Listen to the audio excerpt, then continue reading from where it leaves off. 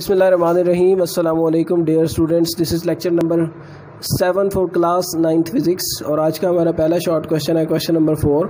How does heating affect the motion of molecules of gas.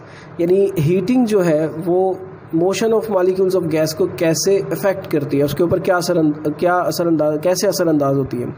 Answer की तरफ बढ़ेंगे। When a body is heated the molecules of a gas move more rapidly, the average distance between molecules also increases. देखिए, हम पहले ही ये बात study कर चुके हैं कि गैस के जो मॉलिक्यूल्स हैं वो एक दूसरे से बहुत ज़्यादा फासले पर मौजूद होते हैं, और जब हम उन्हें हीट करना शुरू करेंगे, यानी उनकी हीटिंग देंगे, या हम कह सकते हैं कि उनका टेम्परेचर राइज़ करने की कोशिश करेंगे, तो उस सूरत में वो मज़ीद रैपिडली यानी और तेज़ी से मूव करना शुरू कर देंगे, और उनके दरमियान जो स्पेसेस हैं या जो एवरेज डिस्टेंस है वो भी इंक्रीज़ होगा। फिर अगला क्वेश्चन है question number 5। What is thermometer and why mercury is preferred as the thermometric substance. यानी थर्मामीटर से क्या मुराद है, और हम थर्मामेट्रिक सब्सटेंस के तौर पे मर्करी को क्यों प्रेफर करते हैं। तो सबसे पहले थर्मामीटर की डेफिनेशन आप लिखेंगे। A device that is used to measure the temperature of a body is called thermometer. यानी किसी भी ऑब्जेक्ट या बॉडी का जो टेम्परेचर मेजर करने के लिए डिवाइस यूज़ की जाती है वो थर्मामीटर कहलाती है। फिर मर्करी क्यों प्रेफर की जाती है एज थर्मामेट्रिक सब्सटेंस, उसमें आपको करैक्टरिस्टिक्स लिखनी होंगी, जिसमें पहला है कि इट इज़ विजिबल। देखिए, आप ग्लास ट्यूब थर्मामीटर लेते हैं तो उसमें सबसे पहली करैक्टरिस्टिक तो ये है कि आपका जो थर्मामेट्रिक मटेरियल है वो नज़र आना चाहिए। तो इट इज़ विजिबल, यानी आपके पास मर्करी एक ऐसा सब्सटेंस है जो विजिबल होता है। फिर it has uniform thermal expansion. इसका जो थर्मल एक्सपेंशन है वो यूनिफॉर्म है, क्योंकि यानी ये बहुत ज़्यादा अगर टेम्परेचर राइज़ हो रहा हो तो ये इसका ये मतलब नहीं होता कि ये नॉन यूनिफॉर्मली यानी कि बेतरतीब थर्मल एक्सपेंशन नहीं होती इसकी। ये तरतीब के साथ एक यूनिफॉर्मिटी के साथ थर्मली एक्सपेंड कर रहा होता है। It has low freezing point. इसका जो फ्रीजिंग पॉइंट है वो बहुत लो होता है।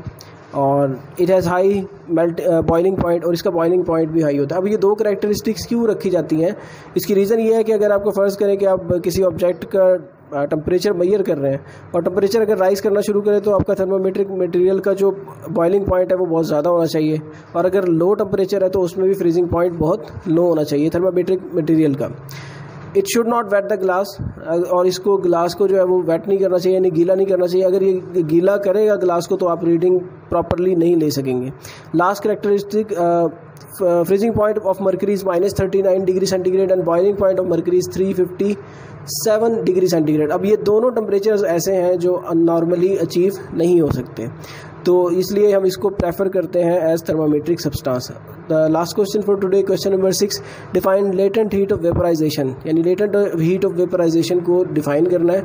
इसमें ये पॉइंट आपको हमेशा याद रखना चाहिए कि दो तरह की हीट्स हैं, एक सेंसिबल हीट और दूसरी लेटेंट हीट। सेंसिबल हीट किसी भी ऑब्जेक्ट के टेम्परेचर को राइज या फॉल करवा रही होती है सिर्फ, जबकि लेटेंट हीट का मतलब ये होता है कि आप इतनी हीट प्रोवाइड कर दें कि वो जो स्टेट ऑफ मैटर है उसको चेंज कर दे। यानी अगर लिक्विड है तो लिक्विड से वो गैस में कन्वर्ट हो जाए, तो हम उसे लेटेंट हीट कहेंगे। इसकी डेफिनेशन की तरफ बढ़ेंगे। The quantity of heat required by the unit mass of a liquid at a certain constant temperature to change its states completely from liquid to a gas is called latent heat of vaporization. यानी आपके पास unit mass of a liquid है, एक ख़ास amount में आपने liquid लिया हुआ है, और उसको एक ख़ास सर्टन कांस्टेंट टेम्परेचर पे आप उसे हीट प्रोवाइड करते हैं, और अगर वो लिक्विड से गैस में कन्वर्ट हो जाता है तो जितनी हीट आपको रिक्वायर्ड थी उसको लिक्विड से गैस में कन्वर्ट करने के लिए उसको हम लेटेंट हीट ऑफ वेपराइजेशन कहेंगे। इसका जो यूनिट है वो जूल पर केजी है। तो ये वीडियो लेक्चर यहाँ पे इख्तिताम पज़ीर होता है। हमें ज्वाइन करने का शुक्रिया। अपना ख्याल रखिएगा। अल्लाह हाफिज़।